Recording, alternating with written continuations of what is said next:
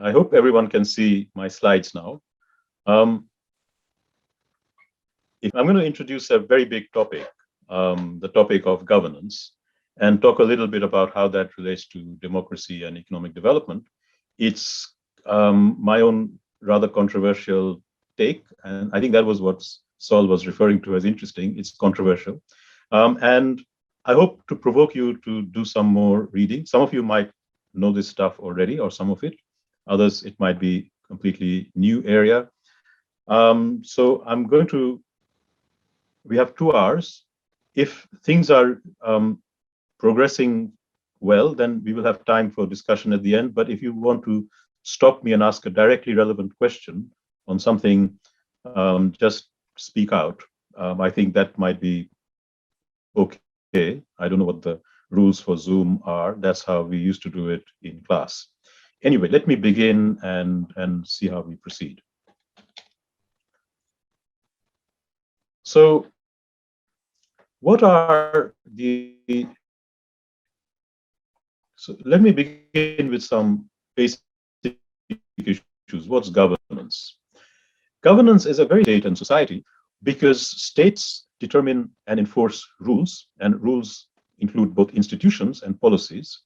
They're both sets of rules, and the distinction that people make are that policies are rules that are easier to change, so governments can change policies relatively easily. Institutions are rules which are more embedded and can also be changed, but they're more difficult to change. And that's not how normally people think of institutions, but in institutional economics, institutions are rules. And these rules, which could include rules of property rights or rules of company law or rules of how to lobby and how you can't lobby, or how parties can be organized and how parties can win elections. Those are all the institutional rules which define interactions in society and how organizations act. And organizations are the agencies which are subject to the rules. The organizations can be universities and schools and companies and political parties, but also informal networks. In developing countries, many organizations are informal. And these organizations don't just follow the rules, they can also act to change the rules, or they can decide to follow them, or they could violate them. And this interdependence between the rules, that is institutions, and the organizations who are subject to the rules is the subject of institutional economics. And as you can immediately understand, a lot of the outcomes of economic activity depends on that interaction between the rules and the people following the rules. And here is my first provocative statement, but it might not be that provocative. I think are more prosperous because, largely because they're better organized. They're not in colleges or any of those things, because those things themselves reflect the capacity of organizing activity. If you take a very highly organized society and you destroy its capital stock and you destroy its schools, it will be able to rebuild itself relatively rapidly. I mean, we saw that after the Second World War with Germany and Japan. It took them about 10 years to recover from complete devastation in a physical sense. It's the ability to organize and put things together that sucks in resources like teachers and businessmen and women and organizations that deliver the activity. Whereas if you can't organize, then of course it might take you centuries to develop. So here is where the debate really is how do societies become better organized? How do their firms become competitive? How do their universities become more research-oriented and deliver better outcomes? How do their hospitals become better organized? How does agriculture, etc., right? Mainstream institutional economics tells us or claims to identify a set of economic and political institutions, that is rules, that if you had them, that will drive the organization of both economic growth and political stability. Now, this is really the work of the early North, Acemoglu, Robinson, but also many others. And if you take that at its face value, it says development requires inclusive economic and political institutions, which essentially mean broad-based property rights and democratic institutions. I'll spell this out a little bit more in detail later on. But it basically says, if you have the capacity to enforce these property rights and democratic institutions and some other things, then economic activity will take off and politics will be inclusive and you will have political stability. And there's both theory behind this, and they also present evidence behind it. And my argument is that the historical data behind this school of thought is really anomalous. And we'll see some of that in a second. So countries did achieve some of these characteristics of property rights and democracy, but they tended to achieve them after they have, or in the course of achieving, higher levels of development. It's not the case that you first achieved those things and then developed. It's more a kind of co-development, and some of this had to wait till substantially high levels of development. And during that transition period, that transformation period, which is what development is about, and that transformation period could be a century or more, during that period, most countries, including the ones who are now advanced and North and Acemoglu and Robinson look at, so including the United States, including the UK, including Japan and Germany, if you look at those countries during their transition period, they had a variety of institutions and governance arrangements which often do not fit this good governance model at all and cannot be described as inclusive, even to the extent that contemporary advanced countries, you could at a stretch describe them as inclusive. And inclusive has a very specific meaning. It doesn't mean that everybody is included. It means broad-based property rights and democratic institutions. But I'm saying even in that limited definition of inclusive, they weren't inclusive when they were developing. So what are the key issues? From the other perspective, the counter perspective, which I'm going to develop, and the counter view draws on the historical work of Marx and pluralist economists. And this counter view says that actually development disrupts pre-existing rights. Development disrupts peasant economies, feudal economies, or whatever came before. And that disruption is not a period of stable rights. It's a period of huge disruption, quite a lot of often conflict. And it requires the development of new capabilities, which are supported by policies, and policies create rents. And rents are these additional sources of income that are associated whenever you have a policy. A policy changes the distribution of income, and there are winners and losers. And if you try to create capabilities, you need to have policies like bank loans or land allocation or subsidies or infant industry protection or education and so on. And all of these policies create new income streams for new companies, for teachers, for skills providers, for those who are doing the land business, et cetera, et cetera. Okay? So a development process is not one of freely working markets based on property rights and peace and quiet based on democracy. It's a period of quite a lot of disruptive activities, rents, and interventions going on. Now, these institutions and governance challenges are somewhat different from advanced countries where most rights are already quite stable, they're entrenched, and most firms are already competitive. And that's basically the difference between an advanced and a developing country. To make matters more complicated, the institutions and governance that we see historically, even in the successful developing countries, also differ greatly between them. It's not that there is a model of developmental governance which is different from what is known as inclusive or good governance. Development governance itself is quite diverse. And here I bring in this concept of the political settlement, which I've been working on for some time. And I argue that actually you have to understand the distribution of organizational power in societies to understand why their forms of governance are different.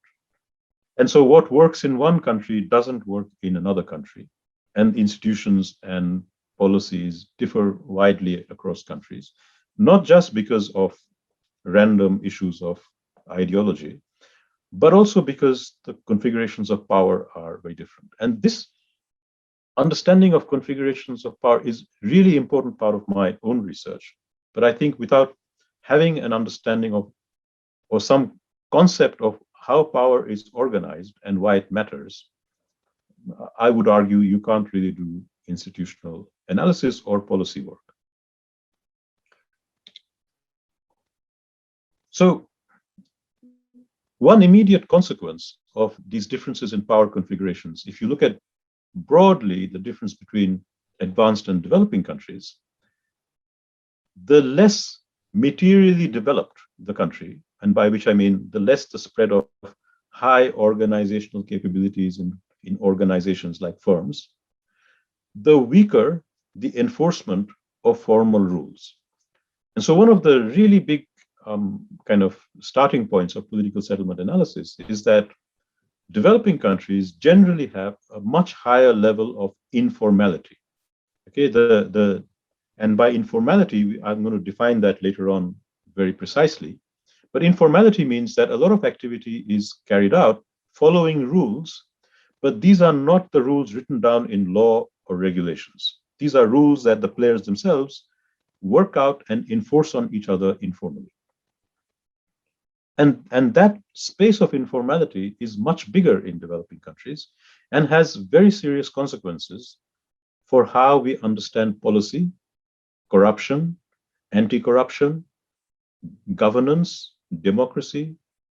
And I think this is one of the weaknesses of mainstream thinking, is that they don't factor in either the distribution of power or the importance of informality in understanding these things. So we go off on the wrong tracks. Now, today, I will not be speaking about corruption, but one of the, and as Saul said, one of my real focuses of work is on corruption because it's connected to all of these enforcement issues. And much of the approaches to anti-corruption have failed precisely because they haven't understood the power structures in which they're being attempted to be implemented. And our approach is to find feasible anti-corruption strategies which you can implement because they take into account the context in which you are working. So informal rules are not just, so any rule that is not written down and enforced by formal agencies is an informal rule. But the other distinctive part of developing countries is that not only is there informality, there's informality in every country. Even if you look at an advanced country, a lot of decisions are made informally in the sense that there isn't a proper formal procedure for making those decisions. But in advanced countries, those informal processes have to be aligned with the formal ones. In other words, you can't do things which are completely contravening what the formal process says. Whereas in developing countries, the informal rules may directly contravene the formal rules, right? And the political settlement lens allows us to understand this and what the implications are for governance and institutions. Let me give you an example of what I mean by this in terms of a process that is very close to the hearts of academics. How are university jobs allocated? Or how do you appoint professors? So in every country, a lot of that process has an element of informality. So if you look at an advanced country, you have a formal process, you advertise the job, you have a formal set of requirements, qualifications required, et cetera, people apply, you go through an interview process, and then you get the job or you don't get the job. But behind that, there's a lot of informal processes also working, inevitably. So people will call up their friends and say, do you know there is this job? Do you have any bright young PhD students? You should really encourage them to apply for this job. And this is really what we're looking for. So please ask them to strengthen their CVs in these areas, because that is what's going to make the difference. All of these things happen. They're not allowed, but they're also not disallowed. They're just informal. And these networks happen just as much in advanced countries as in developing countries. But what you don't have in an advanced country is that once all this networked information and so on has happened, the process through which the appointments take place is a formal process. And if at that point you decide to appoint someone who on paper has weaker qualifications, less experience than someone you've rejected, then you are in contravention of the formal rules.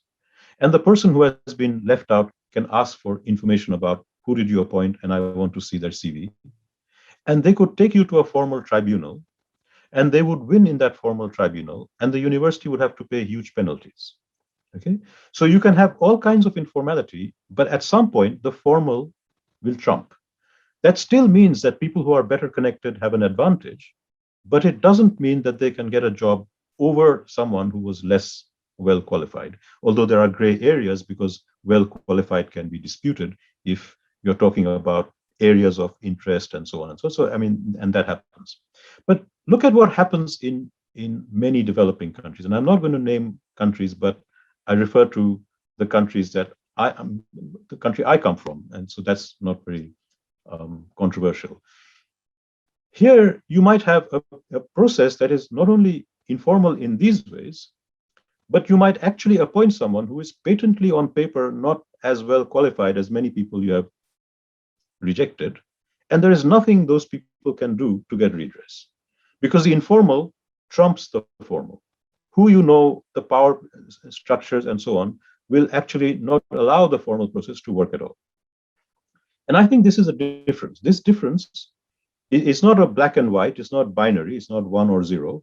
It's there's a lot of gray areas in between, but most advanced countries are further down the graph in terms of where the formal trumps.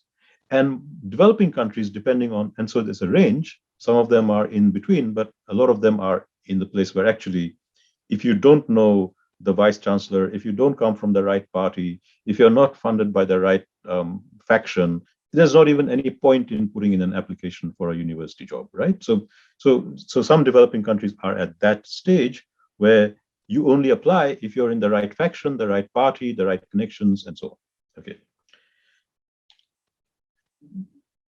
So, and here is the real issue, that developing countries also differ between themselves in that configuration of power. Does it, in some countries, it might be that power is based around parties. In some countries, power might be based on tribal networks or caste networks or ethnicity. So how power is configured depends on how these decisions are made informally, and therefore what types of developmental governance are feasible or not feasible. So here is a really big debate for policy discussions. Given this background, what kinds of rules, what kinds of institutions will drive growth and stability in a particular developing country or in developing countries in general? So coming back to the mainstream institutional economics thinking, it identifies a set of rules, economic and political, and they call them inclusive economic and political institutions, which are also sometimes referred to as good governance. And I put it in inverted commas, because no one can be against good governance in a general sense. You can't say, actually, I think bad governance works. But good governance in this sense means something very specific. It doesn't just mean good governance in the common sense. It means a specific set of institutions. And I'm going to go through this in some detail, what these specific rules are. But they are basically these inclusive economic and political institutions, and some people refer to them as inclusive institutions, other people refer to them as good governance, in inverted commas, capital G, capital G. This agenda of good governance and inclusive institutions is based, as I'm going to argue, a combination of mainstream economic theories and a particular reading or misreading of the historical evidence. So this misreading of historical evidence is really important, and I've written quite a lot about how different theories from Acemoglu, Robinson, and others have misread specific bits of the historical evidence quite deliberately, I think, to fit it in with an agenda which gives this nice message. And essentially, what good governance is trying to do is it's trying to reproduce what I describe as market supporting economic institutions or market enhancing economic institutions and democratic political institutions of the type that we see in advanced countries. And as you know, there are differences between advanced countries. The UK parliamentary system is different from the US presidential system, etc. But they have some common features of accountability, elections, and so on, which is what these people want to reproduce in developing countries. The alternative view, and I think that's how I'm going to present this lecture as a kind of dialogue and debate between these two views, is the view that I take, which is one that I've described as developmental governance or growth enhancing governance, or terms like that, which says that no, in this transition period, when you're going through these huge disruptions in property rights and creating new capabilities, not only can you not enforce good governance, even if you could enforce good governance, it wouldn't work. You need to do some quite different things. And there are a lot of people who are saying that. There's a huge bunch of people who are saying this, but there are also very important differences within the heterodox camp. So within the people who are saying we don't believe in this liberal good governance theory, there are actually quite a lot of important differences. And I think that's, I'm going to allude to some of those differences as well, but won't have time to go into all of that. But there's a lot of reading which you can do to catch up on this, but I'm going to give you the starting point for doing that reading. It's also important not to see this debate as saying that if you don't follow inclusive institutions or good governance, you'll be fine. Because a lot of people take the criticism of good governance to mean that anything goes, and anything doesn't go. Most developing countries that have performed very poorly also didn't have good governance. Okay, they didn't have well-functioning democracies, they didn't have stable property rights, they didn't have low levels of corruption. Okay, so it's not that if you don't have good governance, you're fine. It's just that trying to impose this good governance might be quite difficult, and even if you could, you probably wouldn't get very far. And that's a very, very important point to understand. It's not saying that anything goes. It's saying that most developing countries would fit neither the good governance nor developmental governance, and that's why they're not performing.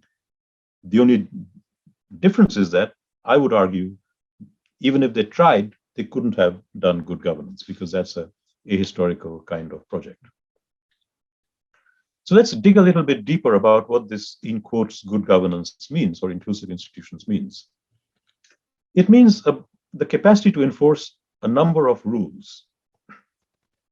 The first and most important is stable property rights.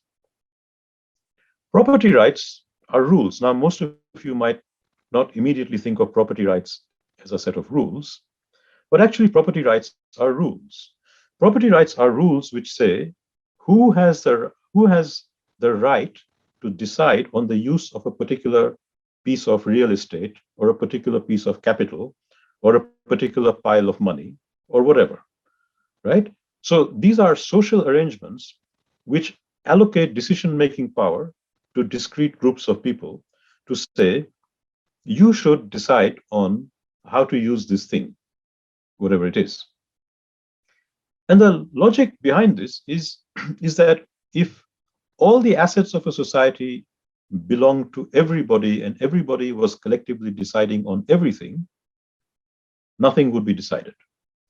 And actually, that's not a wrong argument, right?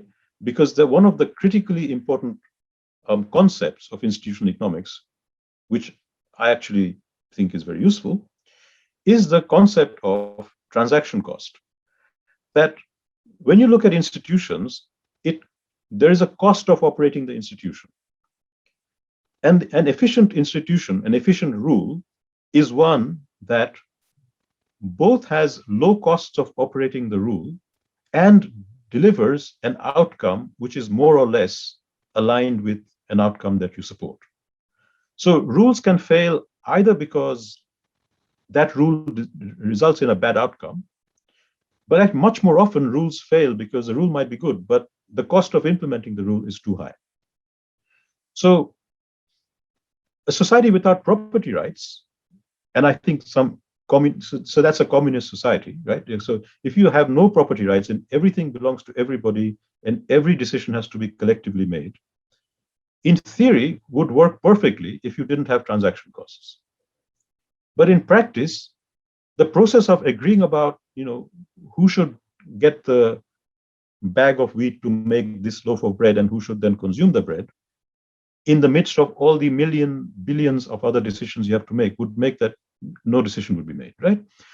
So the idea that you need property rights is not wrong.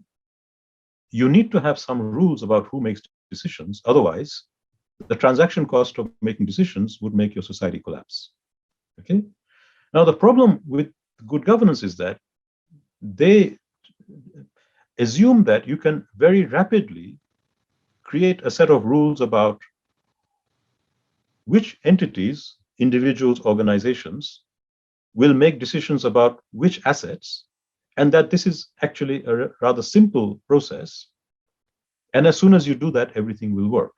And here is where I think one big debate begins, because people like me would argue that very process of deciding how your rights are allocated is one of the critical tasks of development over which a lot of conflict and violence and disruption happens. So don't trivialize this problem by saying, just create stable property rights and everything will be fine. The creation of those property rights is what development is about. So you're actually wiping out the most important part of development by saying, just create the stable property rights. The second is, they say, once you have those rights, you now need to have a rule of law, which means that you can transfer these rights or use these rights using contracts, and these contracts are enforceable. So what is a rule of law? A rule of law says that there are a set of rules about how you can use property, transact property, inherit property, lease out property, but also rules for every other thing, and these rules are known. And once those rules are laid out, everybody is subject to the rules. So if you violate the rule, then you might be powerful or not powerful. You might know the prime minister or not, or you might be the prime minister. But if you violate the rules, you will have a penalty. That's a rule of law. Now, it's not saying the rules are egalitarian. The rules might be completely inegalitarian. The rules might set up a structure of property rights which are very inegalitarian. But once you have the rules, everyone is subject to the rules. The small property right holder and the big property right holder both have to pay taxes according to the same rules of taxation. They still have to uphold the same contract laws. And if the big property right holder violates any of these rules, they have an equal probability of being taken to court and punished as a small property right holder. That's what a rule of law means. It doesn't mean communism. It means that there are rules about property rights, labor, whatever else is in society, and it doesn't matter who you are and how connected you are, you get.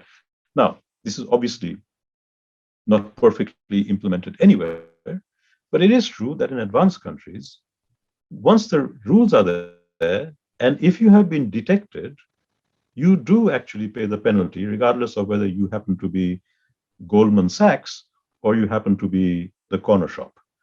Goldman Sachs had to pay massive fines during the aftermath of the financial crisis because the law said that they may have operated in a gray area. Just because they were Goldman Sachs didn't mean they could get away with not paying the fine. So the distinction is not, again, it's not binary. There's a gray area, but advanced countries are more in the dimension where rule violation results in punishments, even of hugely powerful organizations like Goldman Sachs. Whereas in developing countries, if you take India, companies that violate rules very rarely pay a penalty, very rarely say we are sorry, very rarely even repay their bank loans. And I think that's a difference that is worth keeping in mind.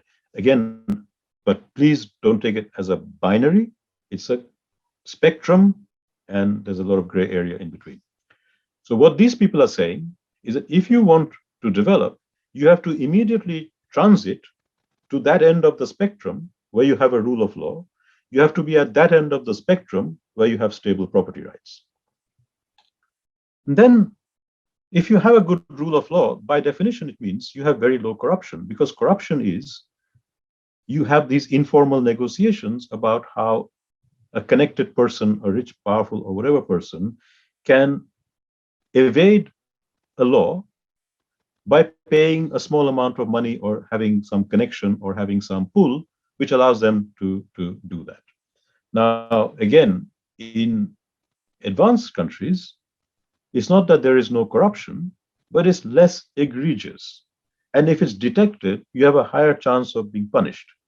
Whereas in developing countries, as I said earlier, the informality is much bigger, and there might be nothing you can do about it, even when you can see it in plain sight, that someone has got a contract or someone has got a job who is totally not entitled to it, and everybody can see it, but nothing happens. So corruption is therefore, again, on a spectrum, and as we will see, the more advanced countries are on one end of the spectrum, and the less advanced countries are on another end of the spectrum. And good governance says somehow magically, we need to put ourselves on the low end of the spectrum if we want to develop. I hope you're getting the gist of what I'm saying. The issue is not that this argument is wrong, it's just that it doesn't tell us how to get there if we are not there. And I think that's at the heart of the problem. Then they say, you have to have rules of democratic accountability, which means that when people in positions of power make a decision, and this decision doesn't follow the rules or the promises they made in their election manifesto, or they violate the rules of fiscal accountability, they can be removed. Okay? And sometimes they will also add that this democratic accountability has to be inclusive, so that you actually include in your political process a bigger chunk of society. And it's a bit of a gray area as to how inclusive that has to be. But anyway, I think common to all these good governance positions is that you must have a well-working democratic accountability, so that politicians who break the rules, don't deliver, can be held to account and can be voted out. And to some extent, again, with all the qualifications I said earlier, you see some of this in more advanced countries. Politicians in the UK, for example, even small indiscretions like not declaring a small claim for funds can result in massive, sometimes almost incomprehensible public outcry, and politicians get deselected and so on. This doesn't mean, of course, that massive use of power is not used to benefit certain constituencies through lobbying, through rents, and through policies, but this happens legally, right? So the way politics works in advanced countries is that the powerful, in a legal way, will get policies which benefit them, but they will much less than in developing countries totally violate all the rules and capture a resource and put it in a Swiss bank. This is much less in evidence in advanced countries. Again, okay, we can all agree this is desirable. The question is, how do you get there? Is it something you can just decide to do, or does it also reflect the distribution of power in society? I think you can guess what my answer to that is. And finally, they say, you have to have an absence of political violence, which is related to your democratic accountability, and the fact that you are creating spaces for the resolution of social and political disputes through argument and not violence. And this is increasingly linked to the issue of security in developing countries, and investment in police and armies and so on. So the argument is that if you had these things, you would create the conditions for efficient markets to work. Because what do efficient markets need? Efficient markets need to have property rights, so everybody knows who can make a decision about this asset. It needs a rule of law, because then those assets can be transacted, invested in, expanded upon.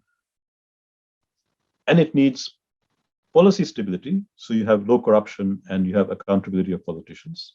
And obviously, you need political stability. So you can see this agenda really comes from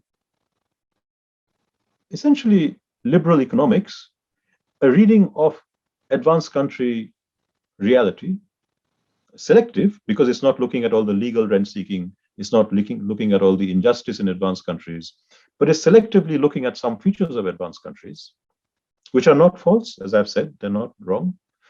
And they're linked to the kind of requirements of an efficient market. And they say, okay, this is what developing countries need. So if you can go away and just enforce these things, you should be fine. And of course, they don't address the fundamental question: how do you enforce these things? Is the enforcement of these things just a matter of political will, a term that drives me crazy every time I hear it? Or is it something to do with the actual organization of society and the interests of the players within society? And I think it's the second, in which case, of course, you can't just arbitrarily decide, I want to enforce it, without asking, can I enforce it? Do the conditions exist for enforcing it? And what do I do if I can't enforce it? By the way, I mean, I don't have time to talk about it, but I was talking, an earlier lecture I was giving today was about the catastrophic self-destruction of Afghanistan, a country in which the West, in its state-building frame, had spent $2 trillion over 20 years. That's $200 million a day, massive investments in capability development, and no understanding of the political settlement. And the whole thing unraveled in 2 weeks. I mean, Afghanistan is a topic in itself. I mean, if you start me off, I can talk for a long time on it, but let me go on. So what is the counter view of, don't try to do this because you can't enforce it. It might look like you're making some progress, but you're actually making no progress. You're not enforcing any of this. The counter view is what I have called developmental governance. And this begins with a number of fundamental propositions to begin with. The first proposition is that productive capabilities are low. And primarily they are low because organizations don't have capabilities. People don't yet know how best to set up the organization to produce the thing that would be competitive in global markets. Okay? Keep that in mind, because this is at the heart of a lot of what I'm going to be saying, both today and in my next lecture. States also need to, so those capabilities are low, and market failures, which are basically, therefore, the capacity of the market through individual contracting to solve problems is not there. States, therefore, have to come in to do a variety of things. They need to construct control over assets, which is basically restructuring property rights when this is necessary, to make sure that assets are controlled by organizations or people who are more likely to manage them for development. And it has to give a whole variety of policy rents to create these capabilities, address the market failures, and maintain political stability. The tasks of development are much, much, much tougher than the tasks of managing a society which already has a lot of capabilities. Because you're not just maintaining order, you're also creating order. You're creating a new kind of society. And it's not just the state, but a lot of stakeholders collectively are creating that new order. And in this process of creating that new order, the political settlements approach tells you that the rules that you need to enforce during this transition will depend on your pre-existing structure of power. So the way in which the South Koreans developed South Korea in the 1960s may have nothing to tell you about how South Africa should manage it, because the initial conditions of power in South Korea were radically different from South Africa and certainly from Nigeria or Bangladesh. So as a result, and this is the really challenging part of the story, developmental governance is not looking at a model like China or Taiwan or South Korea and saying, let's do this at home, because it won't work. It's understanding that the processes that those countries went through and asking, in our configuration of power, what are the processes, what are the rules, what are the agents who might get us somewhere along those lines.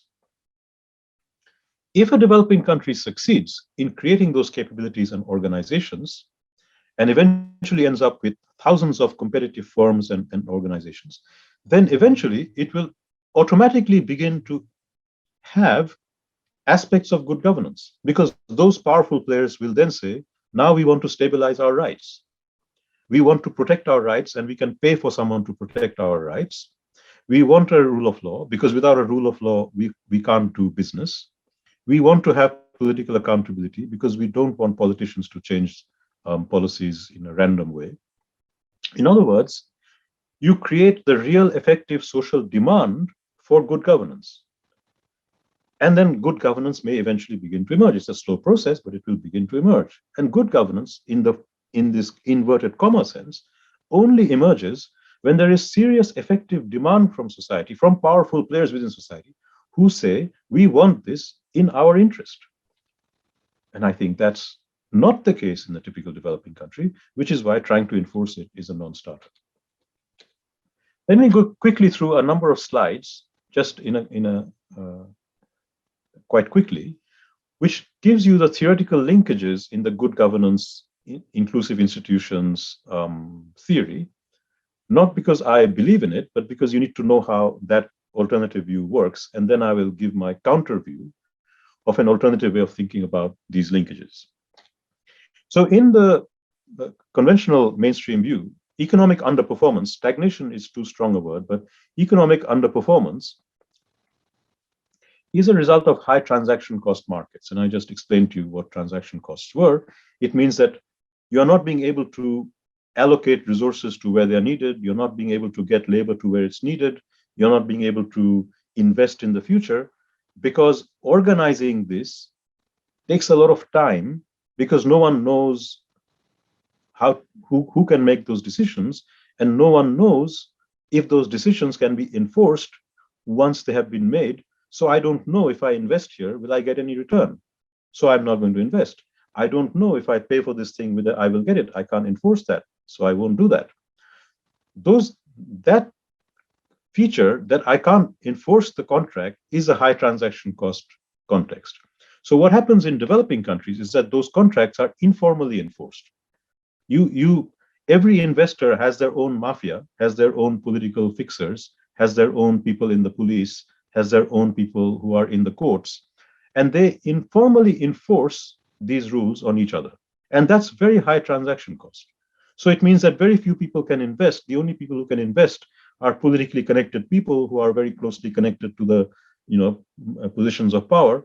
And this is what they mean by high transaction cost markets. And as a description, there's nothing wrong with it. It's a correct description. Developing countries have high transaction cost markets because a lot of enforcement has to be done informally. And why is that happening? They say, well, it's happening because the property rights are not well established. It's not clear who owns this land, who owns this money, who owns that right. It's not clear. And the transaction costs are also high because states make crazy decisions, changing policy from day to day. As a description, this is also not wrong, right? But then they ask, well, why are property rights not stable? And here is where it starts going completely wrong. They argue that property rights are not stable and governments are acting in these discretionary ways because they choose to do so. They choose to do so. That's not structural. They choose. And they choose to do so because they are corrupt. And there's a lot of rent-seeking and corruption going on, which is also true. There's a lot of rent-seeking and corruption going on in these countries. But they argue that this rent-seeking and corruption is the powerful disrupting the rules in their own interest. And that then results in this unstable property rights and then high transaction cost markets, and then your outcome. And then, so each of these things is true. It's that the arrows and the links are really big question marks. And then they say, well, why is there so much corruption in developing countries? And the answer is because they have unaccountable governments.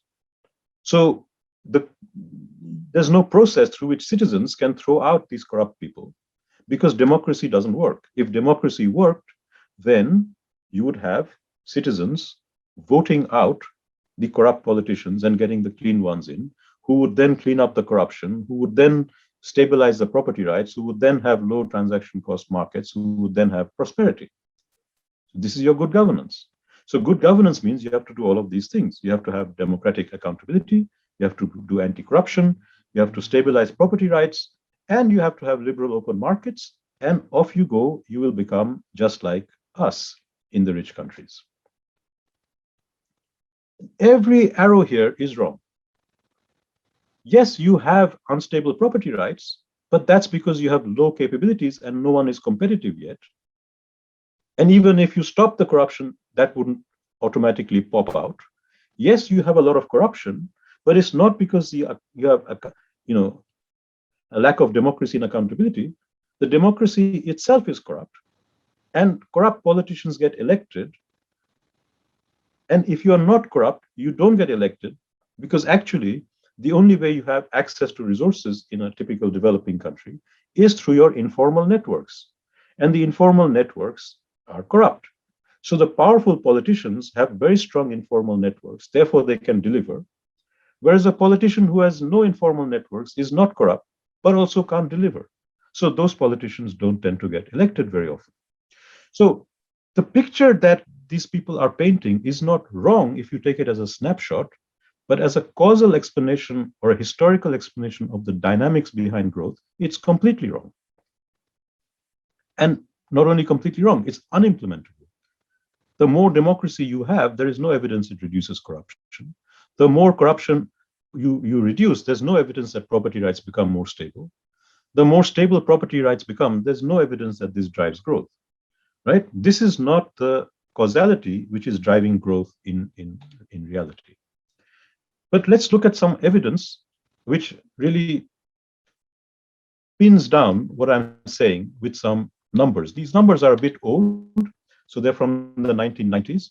But with my team, I've just redone these numbers for the 2010s and the last decade, and they show exactly the same thing. So although these numbers are a bit old, the new numbers, which we have got but we haven't published yet, look exactly the same.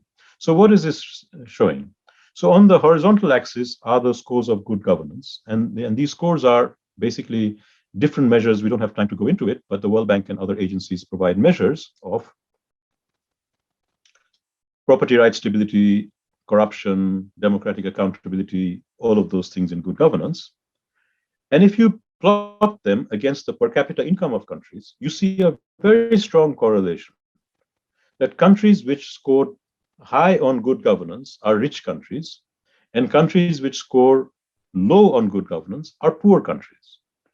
Now, you can question the data and you can question how it's constructed, but I think there's nothing wrong with this. It is, however you measure it, it would be true that if you were looking at a Norway or a Denmark, they would have more stable property rights, lower corruption, more accountable governance, however you measure it, than if you were looking at a Bangladesh or a Nepal. Okay, there's no question about that. So let's not waste a lot of time about how you're measuring it. Is the measurement really accurate and so on? The real question I have about this is causality. Are the rich countries rich because they have good governance, or do they have good governance because they are rich? Is the causality question which is fundamental, not the measurement issues. Because I can concede on the measurement issues, because when I travel around the world, I see that something like this is happening. To test the causality, is it the case that countries which scored higher on good governance, if you're a developing country, you will grow faster? That is what we need to test. And this is what I do in the following charts, right? So if you do exactly the same thing, measure governance on the horizontal axis, but now on the vertical axis, you don't measure per capita income, but you measure growth rates.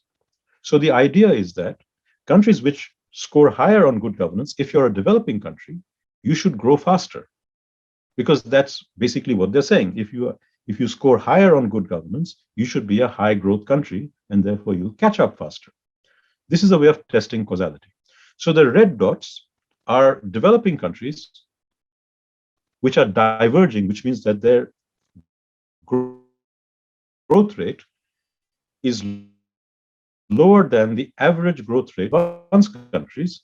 You're falling behind. The gap between you is increasing. Okay? So these are the countries which are in trouble. Their growth rates are lower even than the advanced country growth rates. The advanced countries are here. They, by definition, have higher growth rates because that's how we see that they score better on good governance, which is what we expect. So they are to the right and they have a higher growth rate. The really critical question is, where are the fast-growing developing countries? Because we know the high growth, we know the advanced countries are the blue ones. Where are the high growth countries? The countries which are converging, that is, their growth rates are higher than the advanced country growth rates. And here is the really staggering observation. The green countries, the converging countries, actually vertically above the red countries. In other words, their governance scores have the same mean and the same deviation as the red countries, right? Both the green countries and the red countries are to the left of the blue countries, but the green countries are not to the right of the red countries. They're on top of the red countries. What does that mean? It means if someone gave you the good governance score of a country in, I don't know, 1990, and asked you, is this country going to be a fast-growing or a slow-growing developing country? Your answer would be, I don't know, because it could be on a green country or a red country. Their governance scores have the same mean and the same dispersion. That's a radical, and I've been presenting these numbers to the international community, World Bank, et cetera, for a couple of decades, but it has had no impact on this good governance argument, right? Because something else is going on there. You find exactly the same pattern when you look at other, so those were aggregate governance indicators. When you break it down into corruption, accountability, you find the same thing. I'm going to whiz through it because of time. If you look at corruption, it's the same messy thing. And corruption is even more interesting because a lot of advanced countries also score poorly on corruption. So corruption seems to be a universal problem. But generally speaking, advanced countries are slightly less corrupt than developing countries. That is true. But you have some outliers. Greece, for example, is an outlier, is advanced country, but high levels of corruption and so on. When you look at rule of law and growth, it's the same. The green countries don't score very high on rule of law. In fact, some of the really high growth countries have very poor rule of law. As you would expect, China in the 1980s, did it have a good rule of law? Voice and accountability and growth. Again, nothing. And this one, I think most of us understand because there are a lot of so-called authoritarian developmental states, and they score very poorly on voice and accountability, and they grow very fast. Political instability is slightly more problematic. Again, you find no relationship, and rapidly growing countries seem to be also politically unstable. But if you think about it, that is not surprising at all. If you think about what I said earlier, that the process of development is disruptive, it destroys pre-existing structures of power, it destroys pre-existing property rights, it creates new classes and new groups and new property rights, is hardly likely it's going to be a really stable process, right? So the very process of development creates disruption and creates political instability. So this is what it looks like. And what I've done here is I've increased the gap between these blobs so you can see the difference more clearly. So you have diverging developing countries, group 1, converging in group 2 and advanced in group 3, if you get a bunch of really good econometricians, they will still be able to fit a regression line by selecting the countries, the time period, and so on, and they are very good at doing that. And you will still see a positive slope. Okay, and the positive slope will tell you that countries with a higher score on good governance have a higher growth rate. When you see these kinds of regressions, look very carefully at the selection of countries, the time periods, and look very carefully at the slope of the regression line and how many standard deviations of improvement you need to achieve a 0.1% or 0.2% improvement in growth. That can hardly explain anything. And the slope of this regression line itself is dragged up by not adequately controlling for having advanced and less advanced countries in the same sample. The really important point is that there is no evidence of countries which were slow-growing developing countries, which somehow magically improved their good governance score and then began to grow. That's the line, the arrow, which would be suggested by the regression line. I would challenge anyone to give me an example of a country that did that. I've kept on asking this for 20 years. No one has given me an example. The more likely, actually what happens is that countries go from group 1 to group 2. They don't immediately improve their good governance scores, but they're doing something about governance. Now, some of the countries in group 2 are accidentally there because they have discovered oil or they have discovered some natural resources. Those countries will not stay long in group 2. They will fall back into group 1. But some countries are in group 2 because they've actually found ways of increasing their capabilities and spreading growth to new organizations. And if they can stay in group 2 for 20, 30, 40 years, they begin to move towards group 3. They begin to have better good governance scores. Their growth rate goes down, but their growth rate goes down because they're no longer now developing countries. They become frontier countries, and they start growing through innovation in exactly the trajectory, for example, of a South Korea or a Taiwan, and possibly where China will go in another 20 or 30 years.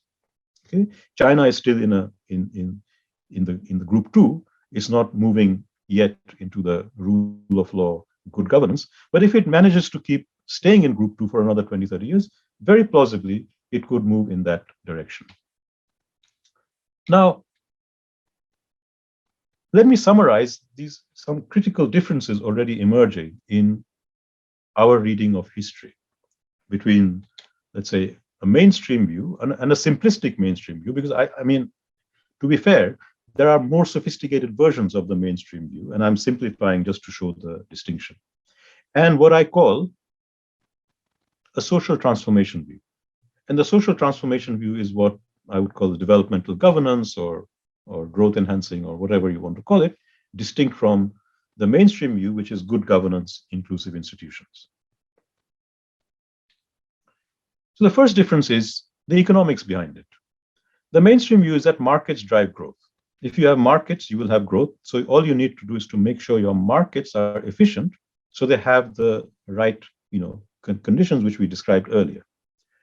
Whereas the social transformation view says that markets have always existed in developing countries. Markets don't drive growth. If you look at, 7th century India or China, they had international market networks and trade and so on.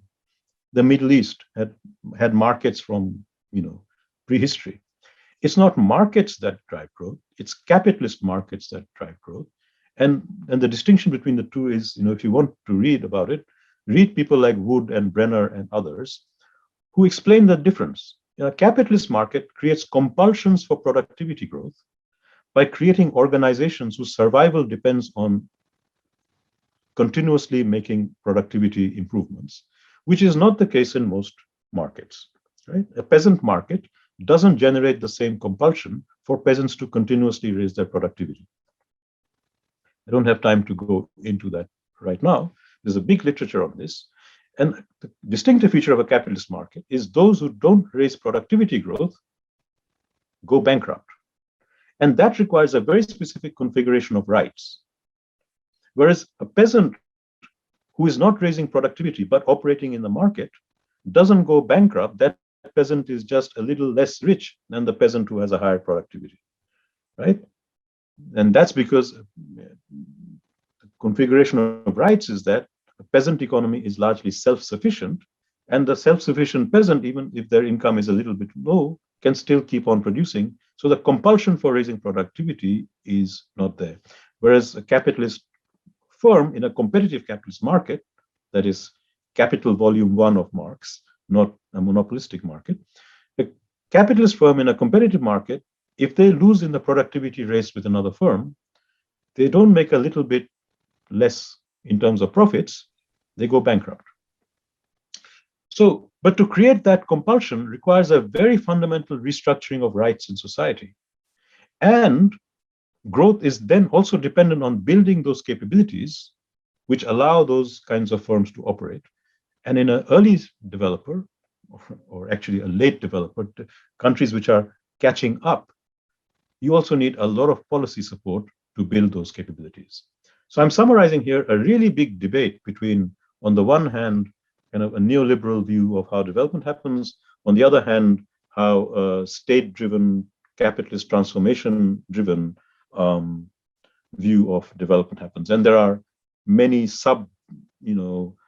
distinctions in between authors about this. I'm not going to try and summarize it, but that's the broad distinction. The second distinction is that the mainstream institutional view, it says, property rights emerge through an inclusive process. If you read Acemoglu and Robinson, if you read the early North, you get this idea that the colonial settlers went to North America, and through some nice inclusive processes, they set up these property rights, which then drove growth, right? Whereas the historical view says, actually, capitalist property rights are a specific type of property rights. It's not that property rights didn't exist before, and somehow someone comes along and creates property rights. The pre-capitalist societies had property rights. There were rules about who could use what resources. When you construct capitalist property rights, those rules are disrupted, and that's an intensely conflictual process, which in the English case happened through the enclosures, which deprived the English peasants of access to a lot of land and created the capitalist property rights. It resulted in peasant wars and uprisings and so on. And in North America, when the settlers went, they didn't create inclusive property rights. They took the land from the indigenous Native Americans, who are sometimes quite incorrectly described as Red Indians in cowboy films, right? Those people also had rights. They had arrangements amongst themselves about who could use what resources. The white settlers came and took it away. This was not an inclusive process. If you read Acemoglu and Robinson, and they describe North America as this somehow inclusive process through which property rights emerged, it's astonishing. It's a complete rewriting of the historical process through which rights emerged. And if you read North and others who describe how democracy resulted in property rights in England, it completely whitewashes the process of enclosures, the peasant wars, and so on, through which capitalist rights emerged in England. Whichever country you look at, capitalist property rights emerge out of forced reconstruction of rights through greater or lesser degrees of violence. I think people in South Africa know this very well. Property rights do not emerge through some kind of inclusive negotiation process. But the interesting thing is this: it didn't emerge through an inclusive process even in North America, right? That's the big lie. It's not that it's just in South Africa. The third difference is that inclusive institutions and good governance, once you somehow have the political will to get to these stable property rights and inclusive processes, somehow this will drive development. And the historical view is that you can't enforce these rights because the powerful people in your society don't want these things. And in any case, if we could enforce it, it wouldn't achieve the transformation because you haven't carried out that property right transformation, that organizational transformation, the capability transformation, and all the rest of it. And finally, it's this universality of the governance analysis, which is different, hugely different. So inclusive institution says there's a model of governance and it's possible everywhere. Whereas the social transformation view says that that's not only possible at a certain level of capitalist development, of organizational development, but even if you look at developmental governance, the same model is not applicable everywhere because their own power structures are different. So the way in which development was pushed in East Asia and these famous industrial policy models is actually of very little significance if you're sitting in Bangladesh or Nepal. It doesn't tell you what to do. So developmental governance also differs significantly across countries, and we need to forget about the models and really go down to the basic 101 processes and ask, how do we replicate these processes given our configurations of power, the historical moment we are in, and all the rest of it. History is path dependent. You cannot wish away your history. You have to start where you are and then find paths which are aligned with that history but take you in a slightly different direction. Okay, let's now start talking a little bit more about definitions and theories and so on. And I'll begin with a definition of what is formal and informal. I think you probably got a good idea from what I've said so far, but here are the definitions. Good governance is really about formal institutions. Formal institutions are rules that are enforceable by a legitimate third party. So it's not only that the rule is written down, it's also enforced by a legitimate third party, that is the state. So if you think about property rights, company law, industrial policy, tax rules, subsidy rules, rules of voting, they're not just written down formal rules.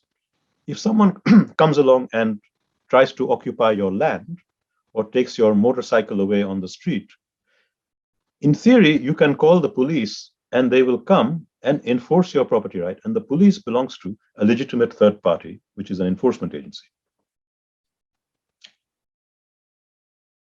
So a rule that is enforced in this way by the state, which can then be adjudicated in courts, is considered to be a right.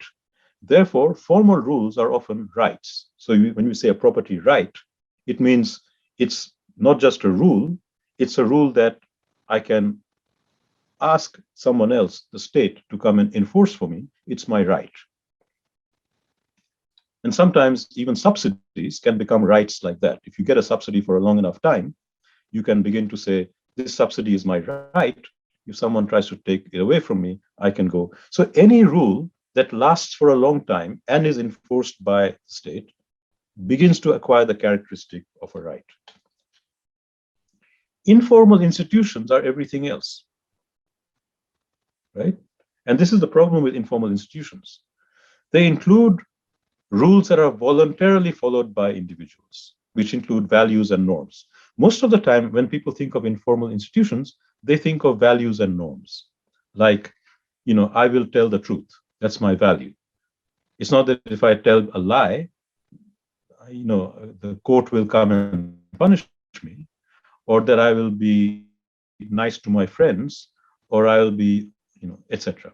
So a lot of things that people do, they follow rules, but these rules are in their head. No one is enforcing them, but it's become a habit. It becomes a pattern of behavior. I think these are important informal rules, but they're not the most important informal rules. The most important informal rules are the second two. Another bunch of informal rules are rules that are enforced by informal third parties. They are enforced, but they're not enforced by legitimate parties. So I sell you cement and you don't pay me.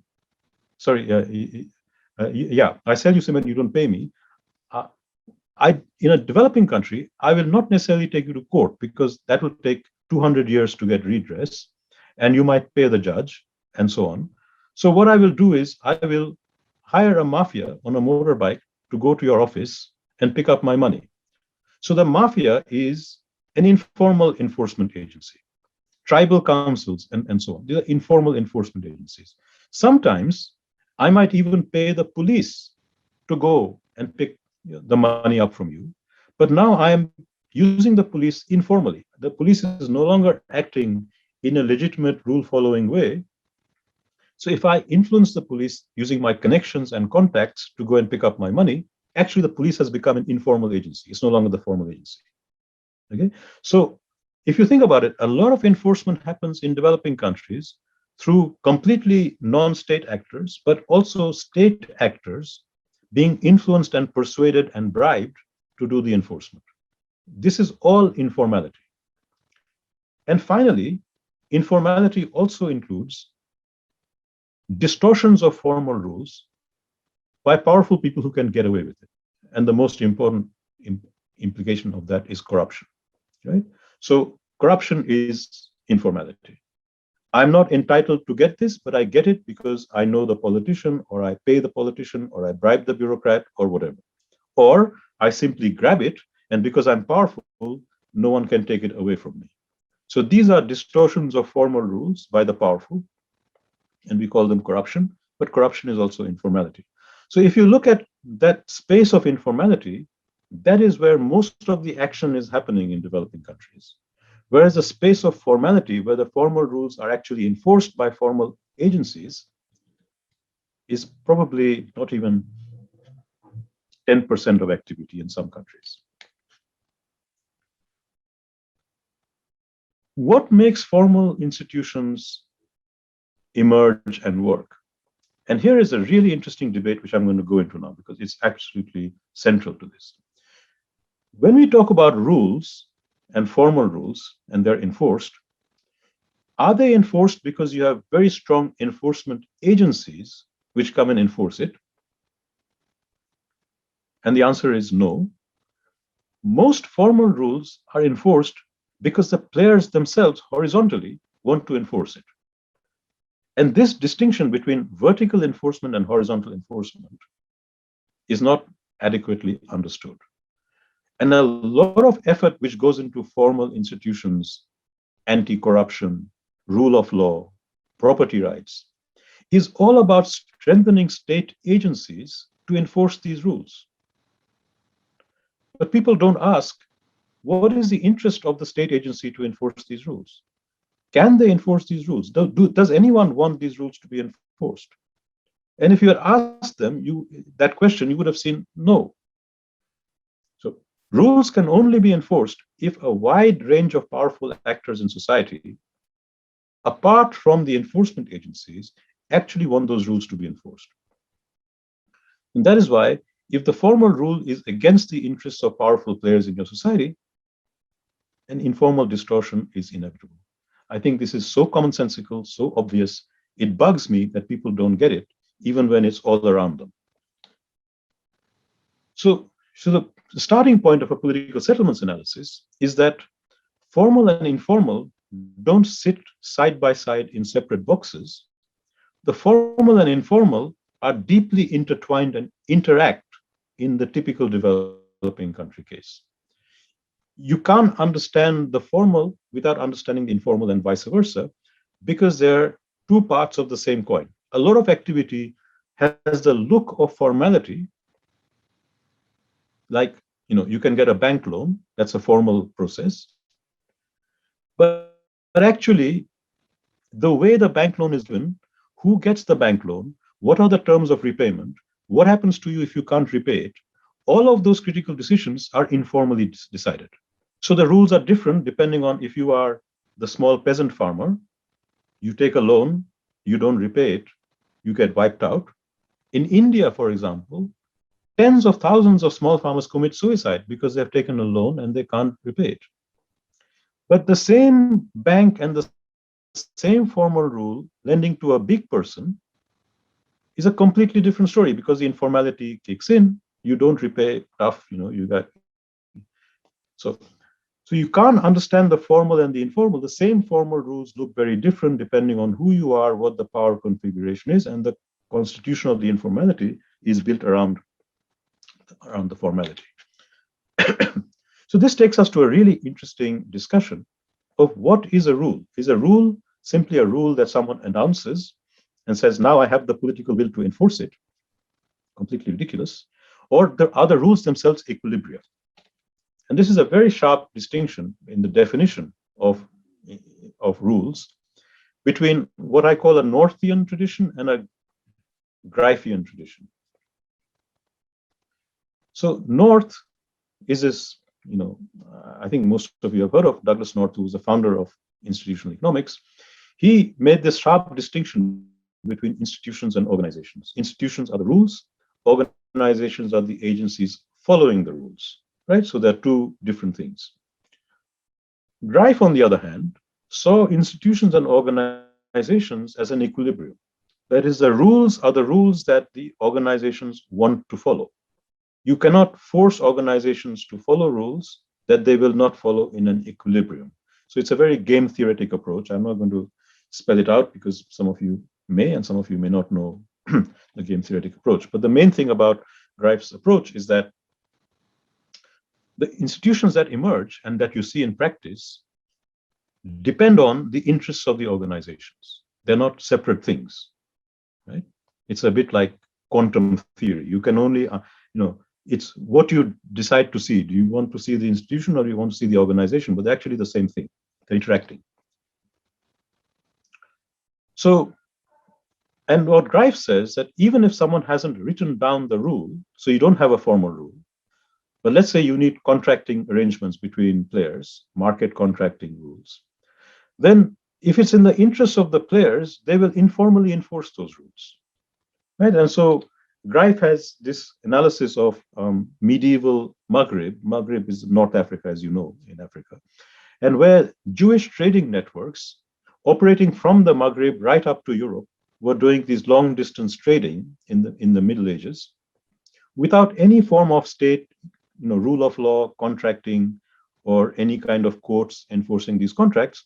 They were informally enforced between the players because they had the self-interest of enforcing these contracts, because without them, they couldn't do the trade. Now, this is a really good example that an institution can be informal and yet be developmental in the sense that, it allowed trade and exchange and so on. So all informality is not damaging. So this idea that we will have to formalize the economy and formalizing it is always a good thing is completely wrong. I just finished a paper with a colleague of mine on how this, premature formalization can destroy a lot of activity in developing countries, particularly in the large informal sector, which, as you know, in most developing countries, is 70 to 80% of activity is done by organizations who are so low capability, who are so poor, they don't even have the money to register themselves. Forget about, following any other rules in life. Forcing these low capability organizations to formalize and follow the rules may have exactly the opposite effect. I'm deviating a lot here. Let me come back to my point here.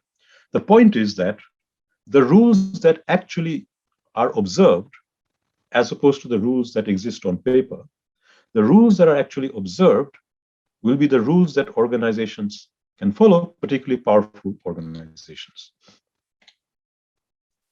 So the strength of this view of institutions and organizations, which comes from Greif's work and which is at the heart of my own work, is that enforcement is not a black box which happens from outside. A black box called the Hobbesian state. I mean, for those of you who know, Hobbes was this political philosopher who, in the context of the English Civil War, had made this profound observation that actually you need a strong state to impose rules, otherwise citizens will kill each other. And he called that the Leviathan. Now, that's not wrong, but that's half the story. You need to have enforcement agencies in the state, but the people you're enforcing on must want this enforcement to happen in their own interest. And if the enforcement is against the interests of powerful organizations, it will fail. So Greif, therefore, provides a critique to this idea that rule enforcement needs a strong state. That if you can somehow strengthen the state, you will have enforcement. Because this begs a profoundly powerful question. Where does a strong state come from? And who disciplines the strong state? So you set up the strong state. How do you know that the strong state will not become the biggest predator? Why should the state enforce rules? And here is where this idea of an equilibrium becomes very important. The state is just one organization amongst many organizations. All of these organizations are interacting. And what is enforced and not enforced is an outcome of this interaction.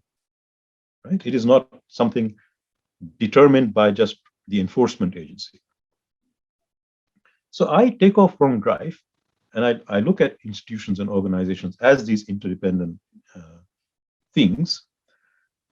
But where Greif just looks at the incentives of organizations, I refer to the Maghreb traders, I bring in the question of relative power. That is, what is enforced depends not just on the incentives, but also on the power of the organizations, not the power of the enforcement agencies, but the power of the organizations and the enforcement agencies. You have to look at this full configuration of power in society to understand what is going on. And that is why the same formal institution might be enforceable in one country and completely distorted by informality in another country. And this is where the political settlements comes in, because the political settlements describes the relevant configuration of power. So for any institution, it looks at who are the organizations affected by that rule. And that might be different. So for some questions, you might have to look at the whole country. For other things, you might have to look at a subset. For some things, you might have to look at an international configuration of power. But the relevant configuration of organizations which are affected by that institution explains to me how that institution is enforced, to what extent is it enforced, to what extent is it violated, who violates it, and what are the consequences of that. So now we can begin to explain why developing countries have such a large space of informality and a large space of violations and a large space of distortions of formal rules. And the argument is that it is not just or even mainly because the enforcement agencies are not strong, or certainly not because the prime minister doesn't have political will. This is a totally useless way of trying to understand the problem. Those might be true and might be part of the problem, but they're all endogenous to this whole context. So let's start with looking at the distribution of organizations and their holding power. The holding power is a way of thinking about how long this organization will last in a conflict with other organizations. Right? So organizations are always in some kind of competition, political, economic, trade unions versus bosses, this sector against that sector for subsidies, politicians against business people. These different organizations, some of them might be formal, some of them might be informal. The holding power is, if there is a conflict, how long will they last in this conflict? Now, the source of holding power can sometimes be economic. So I last longer in a conflict because I have more economic resources. This is why in strikes, the bosses usually win against the workers, because during a strike, you're holding out, but bosses have more money and workers usually give up because they need to eat. And so in many cases, the bosses win. But the bosses don't always win, right? Because holding power is not just economic power. Holding power is also about your ability to take pain. It's about your ability to organize yourselves. It's about your political networks, about the legitimacy you think that your cause has. That allows you to take more pain than the other side, and therefore the underdogs occasionally win. And again, I come back to, I can't resist it, I'm sorry. The victory of the Taliban 2 weeks ago was because they had more holding power. And there was this really famous kind of quote which a journalist came up with. They were interviewing the Taliban 10 years ago in Jalalabad or Kandahar or somewhere, and they asked him, the journalist asked the Taliban, why don't you give up? Everything is against you. All these, Chinooks and Black Hawks and night vision and drones and missiles, and you just have your little rifle. And the answer of that fighter summed it up. That fighter pointed at the watch that the journalist was wearing, and he said, you have the watch, but we have the time. I think nothing better sums up to me what is holding power. You just stick it out. That's how the Viet Cong won in Vietnam. That's how the Taliban won. They refused to go away. That is holding power. So they weren't rich. In fact, they were the opposite. They were the most impoverished sections of Afghan population, but they somehow managed to create an organization which had holding power. Let me, not go back into Afghanistan. So that distribution of holding power is what drives organizations to create rules for themselves. Now, when they create formal institutions, formal rules like property rights, this is something that powerful people do. So if you look at the enclosures, what happened in the enclosures was that the big barons in England came and just created fences around land and then legalized it in Parliament by creating property rights. That's the most blatant example of how the powerful create rules. Those rules then create a string of benefits, right? Those benefits are, if you like, from land would be the profits you make from using this land in a capitalist way.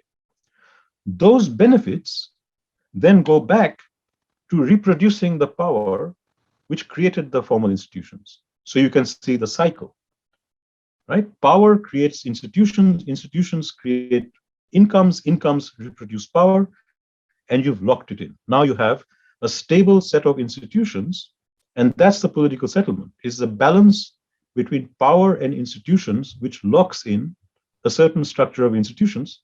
And as you will see, the enforcement agencies don't even have to play much of a role here. Enforcement agencies come in when someone violates these things, but those are 10% of the case. 90% is self-enforcing by the structure of power in that society.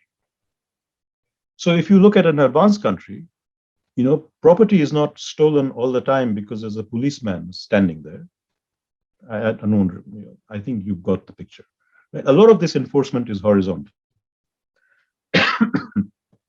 Now, the problem here is that when you come to a developing country, a lot of the powerful organizations are not formal organizations like firms. They are organizations like the Taliban. They are themselves informal organizations. They are not producing their wealth by running companies and selling products in international markets. They're getting a rent by having organizations which can do certain activities, but these are not modern productive activities. So if you have a lot of power which comes from informal organizations, what they create are not formal institutions, but they create informal institutions.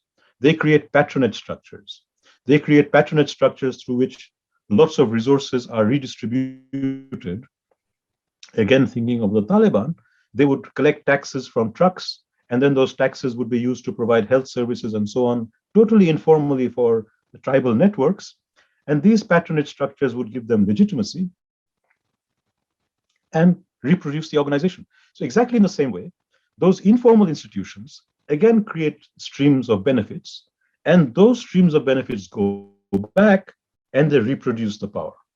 So just like formal institutions reproduce their power, informal institutions, informal ways of patronage, corruption, whatever it is, growing poppies, all of these activities generate revenue, which goes back to reproduce that power. And again, you have an equilibrium. And this equilibrium is now a mix of formal and informal.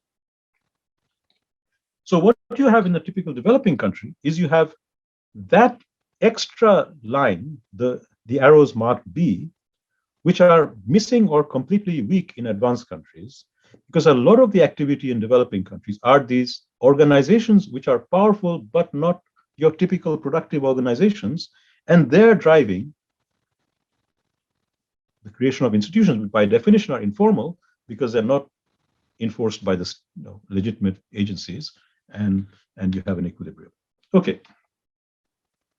So I think developing countries are basically these mixes of formal and informal, but they are not just arbitrary. They're actually deeply embedded in the reproduction of power, and you need to understand how this power reproduction is happening.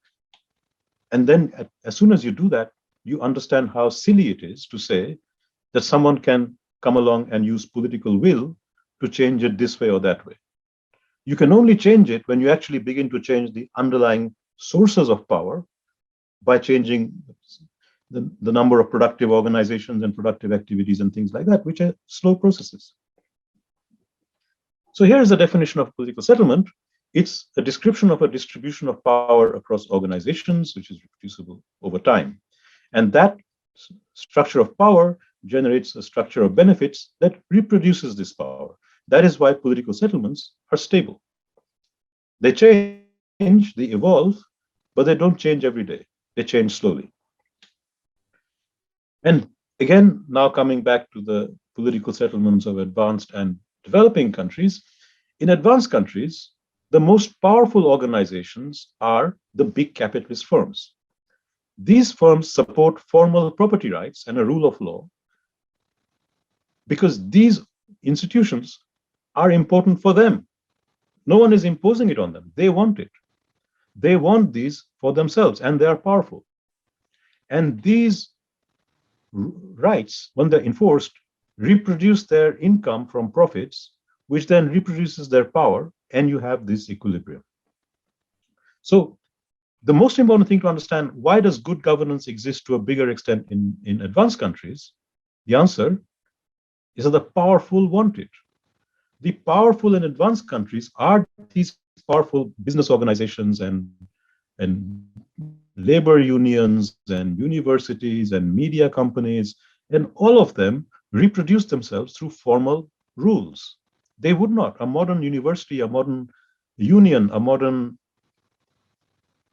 media company would not be able to reproduce themselves with a lot of contract violations. They would just collapse. So these powerful organizations, and of course the business, most importantly, the capitalist sector, want these rules. And because the powerful want the rules, you have them, right? Whereas the problem in developing countries is that the powerful organizations are not firms who have high, competitive businesses, complex competitive businesses, rule of law. The most powerful organizations actually do not need and do not want a rule of law, right? They actually operate their income streams, their revenue, their business model depends on all the informality that I've been describing. So therefore, if the powerful want this, that's what you have. It's not an accident. It's not, some kind of moral decrepitude or some, lack of genius. The reality is that the powerful in developing countries, the Taliban is the most extreme case, but in every developing country, there are powerful networks in business, in politics, who don't want a rule of law. It actually is not in their interest. And that configuration, again, I repeat, is somewhat different across developing countries, so they're not all the same. From that lens, let's look at the two critical things that are at the heart of this good governance approach: property rights and democracy. And then immediately you begin to understand why these are endogenous to your power structure. You can't just wish, come up with a policy that changes it. They change incrementally through other policies which address the problem from some other angle. Property rights. Okay. Property rights are only well enforced if the asset holders, the current asset holders, the people who are currently controlling those assets, are competitive enough and organized enough to generate enough surplus to pay for their protection. Now, if you look at the contemporary advanced capitalist countries, these organizations are... Sorry, is someone asking a question? No, I heard an echo. Okay, so that only happens when the capitalist transition is complete. You already have a broad capitalist economy with lots of powerful organizations. They will then protect their property rights. Okay?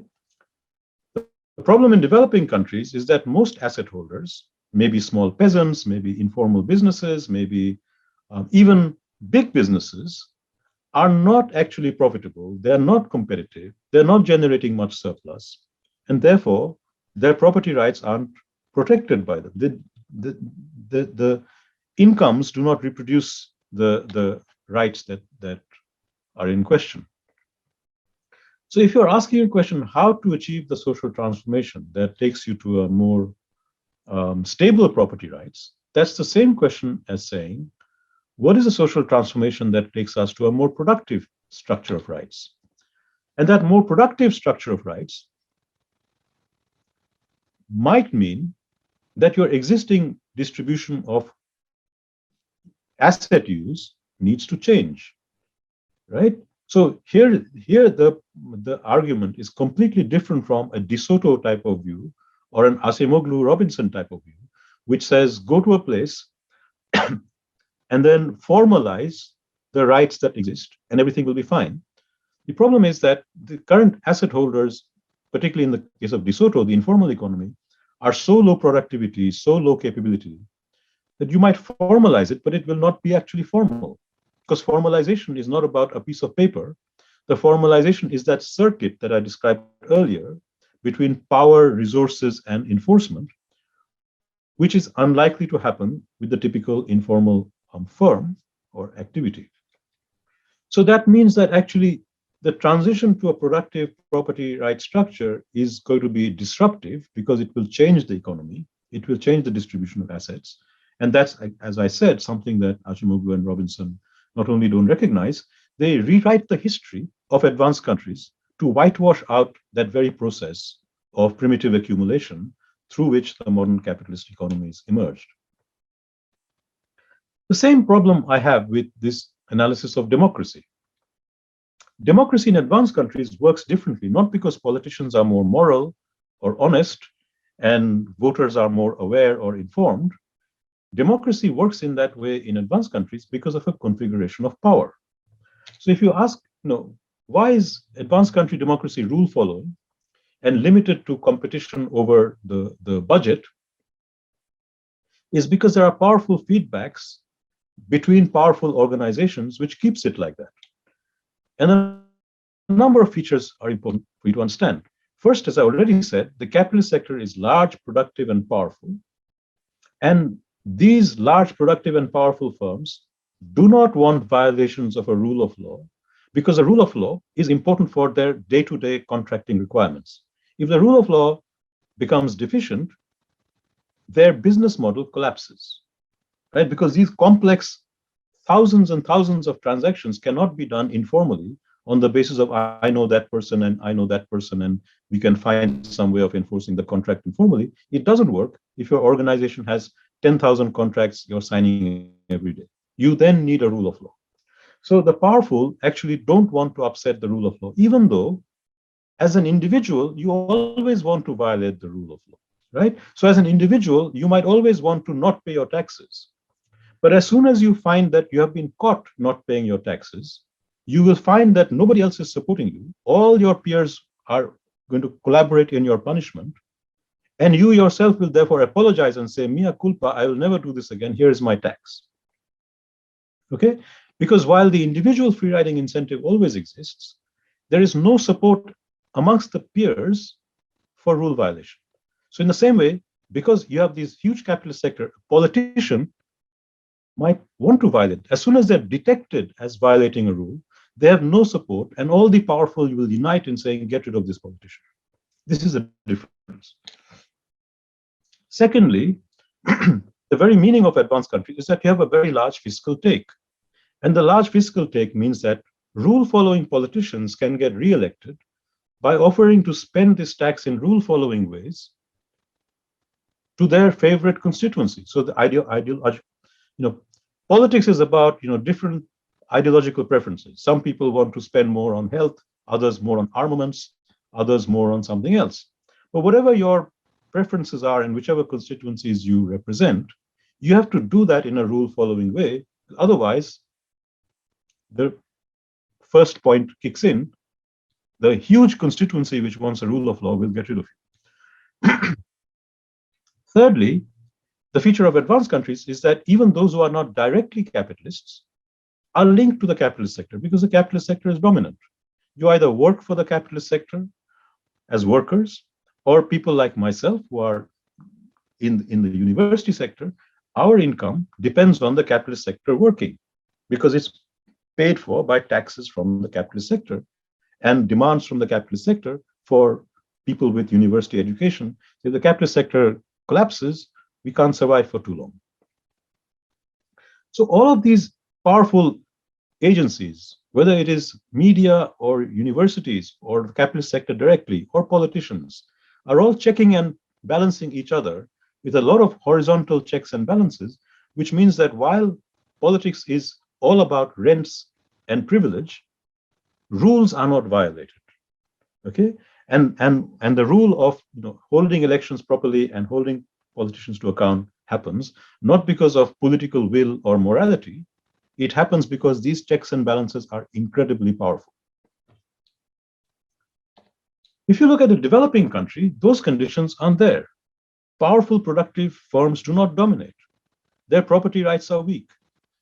And the low capability firms violate rules to get rents. The low capability firms which dominate borrow from the banks, don't repay, capture land and don't pay for it, violate contracts when they can get away with it, because they're not so high productivity that following the rules is in their interest. This is how they make their money. So the powerful actually are violating rules themselves on a daily basis. And when they are caught, they don't say, sorry, we will not do it again. They just ignore you. And everybody else ignores everybody else because all the powerful are violating rules all the time. Secondly, the tax take is small. And even when in countries where the tax take is large, it often comes from natural resources.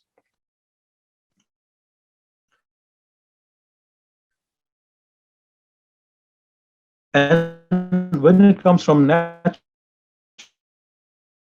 resources, again, those large bunch of product check and balance of using the tax properly. And thirdly, most people are not directly connected to the capitalist sector. As I've already said, 70 to 80% of the economy is informal. They're not directly dependent on the capitalist sector. Powerful networks get their revenue not from a share of competitively produced profits, but from other forms of rent extraction, which are political. So therefore, a political party or a political process that generates lots of informal rents for its clients is not going to be overthrown by anybody. In fact, it might have a better chance of being elected than a party which says, I'm just going to follow all the rules and everything I do will be in my manifesto. That party might almost get no votes at all. So the problem is that if you locate the democratic process in the power context, then the clientelism, the informal rents, and all the rule violations that you see in a developing country democracy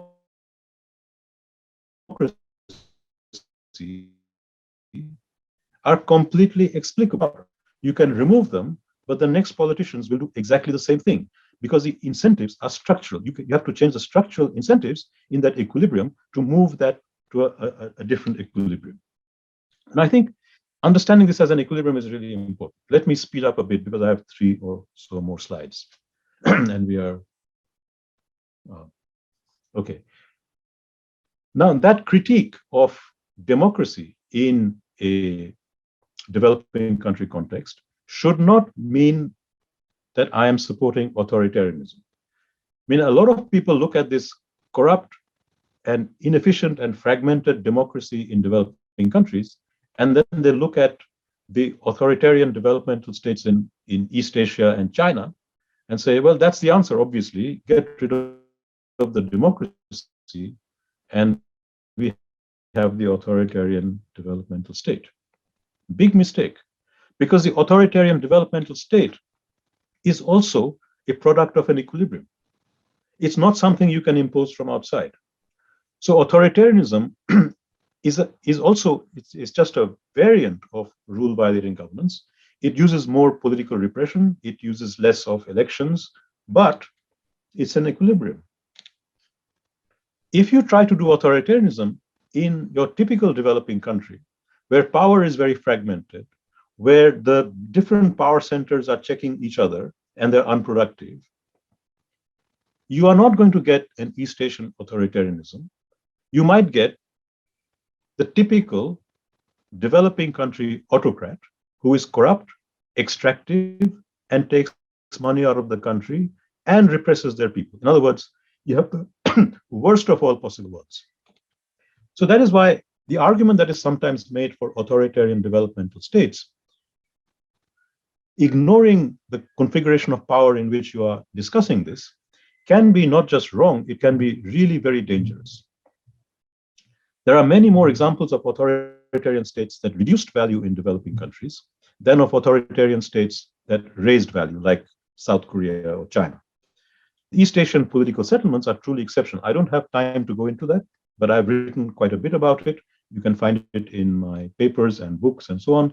And if you don't look at the East Asian political settlement, you won't understand why authoritarianism worked there, in the same way that if you don't look at the distribution of power in an advanced country, you won't understand why democracy works here.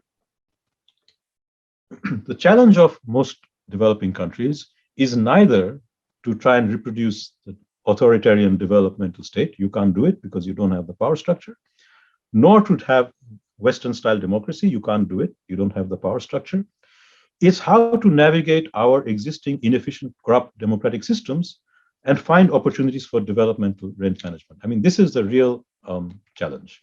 And so that once you have this picture of the equilibrium, my work then goes into a micro-analysis of individual institutions and then asks how to redesign these institutions so that they work better in this power context. To me, this is developmental governance. It's not taking this model or that model and ignoring your distribution of power, but trying to say, how in my distribution of power can I get a more developmental outcome to accelerate the transition to a more productive society?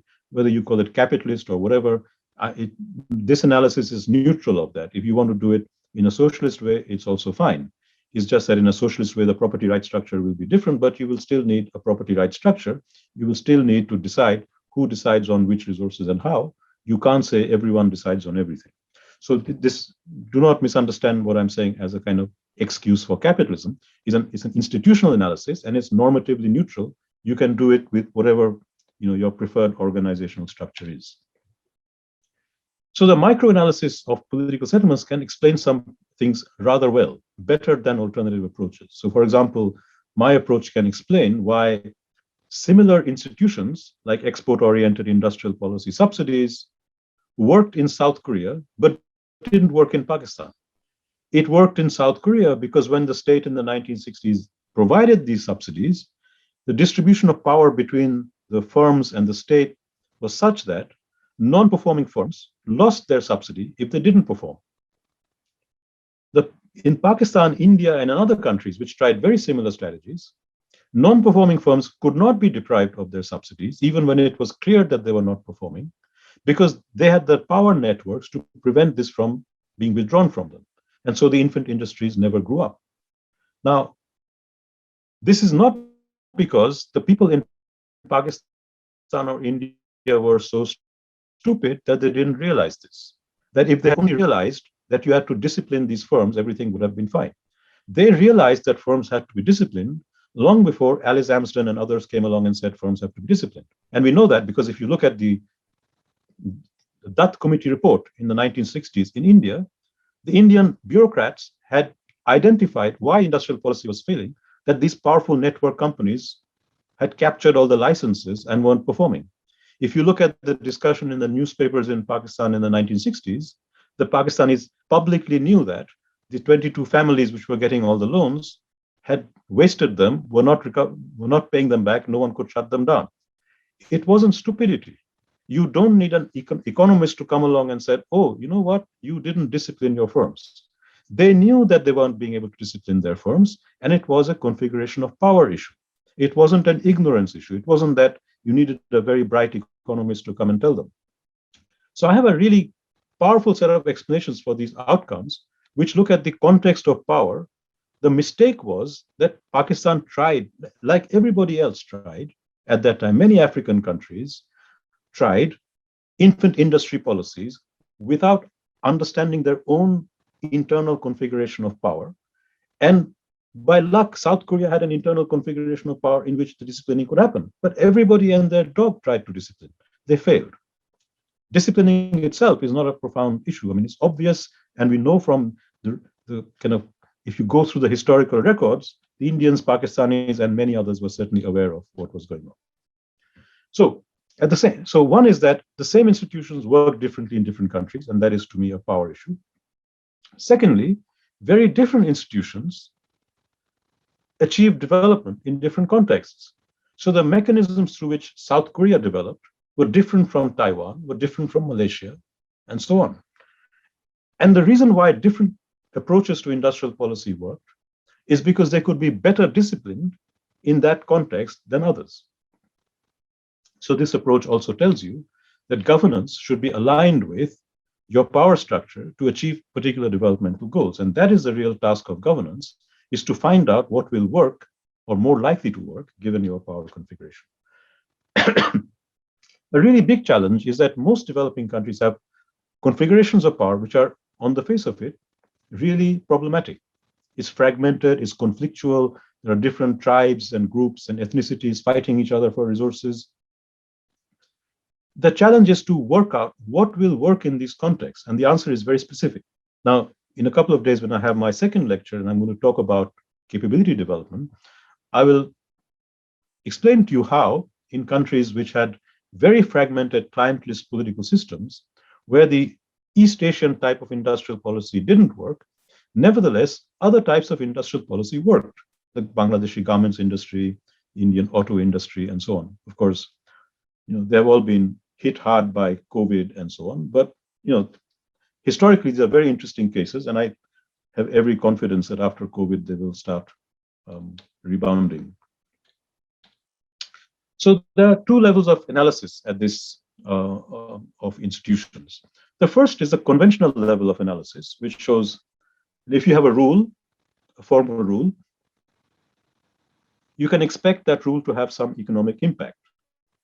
And then they will add some informal norms and values which affect the formal rule. So North will say, if you're operating in a society which doesn't have much trust or which has not much respect for private institutions, then your formal institutions won't work and you'll be stuck. And so they do recognize the importance of informality, but only in this additive sense, that there is something culturally wrong with some societies. I find these culturally wrong explanations really problematic, and I don't have time to go into it. I think they're also completely wrong.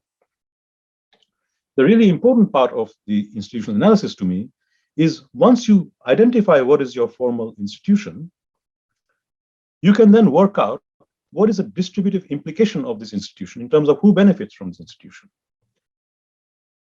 You also have to do a separate political settlements analysis of what is the distribution of power in your society, what are the organizations, what are the networks who are powerful. That's the political settlements analysis. Now, when you combine the two, when you know who is powerful, and then you know for this formal institution to work, this is the distribution of benefits, you can see that there will be a contestation. If that distribution of benefits is not aligned with who is powerful, the powerful will try to change that institution, distort it, or make it not work in the way that you think it should work. And this contestation is really important to understand, that if you're trying to enforce a formal institution, which is completely against the interests of powerful networks and so on, you either have to destroy those networks, or you have to be prepared to see that your formal institution will be distorted. And so what you will get is an operational equilibrium where you have that formal institution, that industrial policy, but that industrial policy will work very differently in Pakistan from how it will work in South Korea. And that operational equilibrium is really what we need to understand why institutions work differently and why the actual outcomes might differ widely between countries. And then the question becomes, if that formal institution isn't working because the political settlement distorts it too much, can you come up with a different formal institution whose governance implications will be better because the horizontal enforcement of it will be better, and you might get a better political outcome. So let me now finish in the last slide. I've just about managed to keep within time. And that's the research and policy agenda that comes out of this analysis. So the first one is to simply reject good governance as what it is. It's a set of normative goals. I mean, everyone, I would sign up to them as normative goals. I want to live in a society with stable property rights, a good rule of law, low corruption, working democracy. But that's not a reform agenda. I mean, that's confusing the normative goals with the policy priorities. So I think the way in which the governance agenda has been designed by inclusive institutions, Achimoglu Robinson, North, they ask the wrong questions and give the wrong answers to these questions. The starting point should be an analysis of how political power is organized in societies, formally and informally, and how this has allowed developmental transformations in some cases, but not others. And then the reform agenda, the governance agenda, but also the policy agenda, which is not different from the governance agenda. I think they're all interlinked. There's no point in having a policy which you can't enforce. So you can't see policy and governance as separate. Policy and governance and institutions and organizations all have to be simultaneously analyzed because they are in an equilibrium. So the first task is to say, can we identify strategies that are developmental but will work in the current existing power structures? That is, obviously it will be distorted a bit, but not so much that it becomes pointless and even a waste of money. I think this is at the heart of my own approach to policy, to anti-corruption, to transition, to all of the research that I'm doing is asking how to make things work within existing power structures. Sometimes the existing power structure, and if it works, if your strategy works, by definition, it will be creating new centers of power, new organizations that gradually will change that power structure. The power structure isn't immutable. As you develop, you change the power structure, hopefully in a more desirable direction with more inclusion and so on. But sometimes you could say that the power structure is so bad that you have to think of policy B or strategy B, but you need to directly change the distribution of power. So I'm not against it, but I think this is a much more dangerous way to approach it. I used to give the examples of Iraq and the Arab Spring. I'm now going to add Afghanistan as another example of the dangers when you directly try to seize or change the distribution of power. What the West tried to do in Afghanistan is by force wipe out the power of an incredibly powerful informal organization called the Taliban. And it did this by self-deluding itself and saying the Taliban are a bunch of bandits operating from Pakistan, and they're coming out across and stealing stuff and killing people. This mythology, which completely ignores the deep entrenched presence of the Taliban in Afghanistan, in the Pashtun-speaking half of Afghanistan, and the fact that you couldn't wipe it out by proscribing them as a terrorist organization, not allowing them to contest elections, putting in your chosen people in power in elections in which 10% of the people voted, and then calling it a legitimate election, and then expecting those people to actually implement anything instead of just stealing money quickly because they themselves understood this is not a viable situation. That's the danger of trying to change the distribution of power by force. It's very difficult to do that, right? So I'm not against it as a theoretical proposition. There are very few examples of it working in practice, right? In practice, what happens is that the old power structures come back sooner or later, in some distorted or changed, sometimes in a worse form. In Egypt, after the Arab Spring, Mubarak was ultimately replaced by Sisi, who is possibly more authoritarian and less accountable. So we really need to be careful about these aspirational things that, if you just give it a big push and we overthrow this, we can start again. You probably won't start again. You'll probably start exactly where you were and worse. So I think one of the conclusions I draw from the political settlements analysis, some people read the political settlements analysis, is that the political settlements analysis is telling us power matters, so let's go and change power. Actually, that's not how I mean it. What I mean is that power matters, and the safest way of trying to change it is incrementally by trying to find out interventions that, working within the power structure, will change it in a normatively desirable direction. But theoretically, I don't rule out B. It's just that I want someone to tell me where was it in recent history that an enforced attempt to change the distribution of power by force resulted in a good outcome.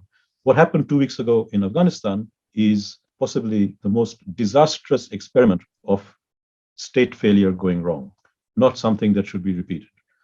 I'll end on that sobering note, but there is a lot of positive things we are doing, a lot of positive research that we can do. And I think there is a way of doing governance and policy which is actually much more likely to work. So thank you, folks. I'll stop here.